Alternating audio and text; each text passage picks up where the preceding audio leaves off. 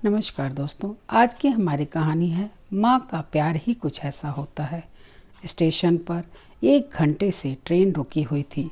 अमित ने बाहर जाकर देखा तो बारिश हो रही थी।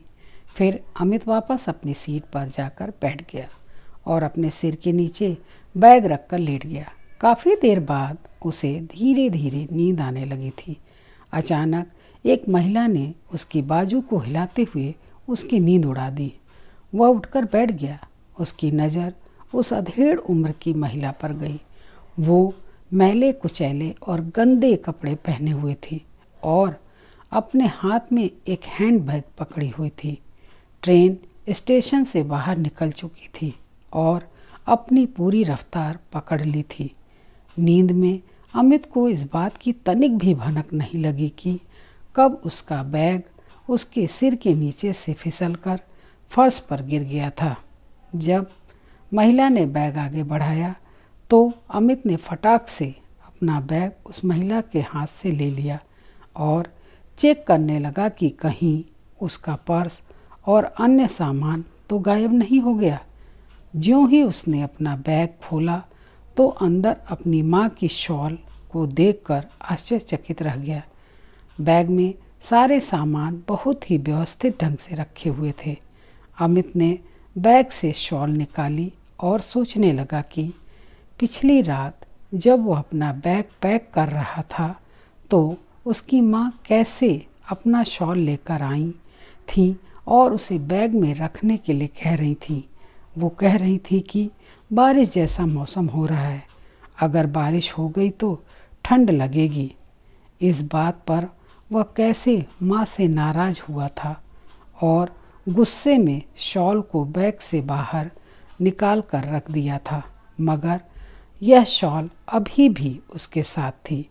वह मन ही मन सोचने लगा कि शायद माँ ने मेरे सो जाने के बाद उसे वापस रख दिया होगा। कुछ वक्त बाद जब अमित पानी लेने उठा तो उसे ठंड सी लगने लगी। उसका शरीर तो बुखार से गर्म होने लगा। खुद को असहाय जैसा महसूस करते हुए उसने तुरंत अपनी माँ को कॉल किया और बोला, माँ, कल रात तुम मुझे कुछ मेडिसिन का पैकेट देना चाह रही थी।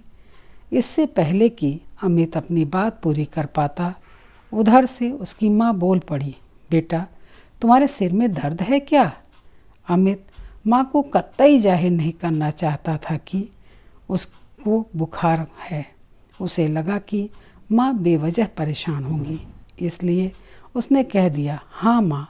उसकी माँ बोली, मैंने तुम्हारे हैंडबैग के सामने वाले जेब में दवा का पैकेट रखा है, तुम उसमें से निकाल कर सिर दर्द की गोली ले लो। और हाँ, मैंने पैकेट में बुखार की भी दवा रख दी है, शायद कुछ खा लो। सुनो, मैंने तुम्हारे बैग में एक सैंडविच का पैकेट भी रख दिया है, उसे खाकर ही दवा लेना।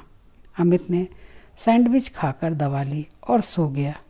कुछ देर बाद सोकर उठा तो उसे पहले से काफ़ी बेहतर महसूस होने लगा था।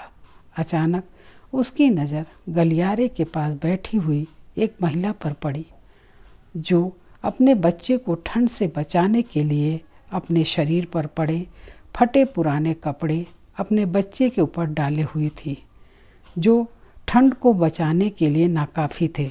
अमित ने गौर से देखा तो पाया कि अरे, ये तो वही महिला है जिसने उसे पहले जगाया था और उसका हैंडबैग लौटाया था।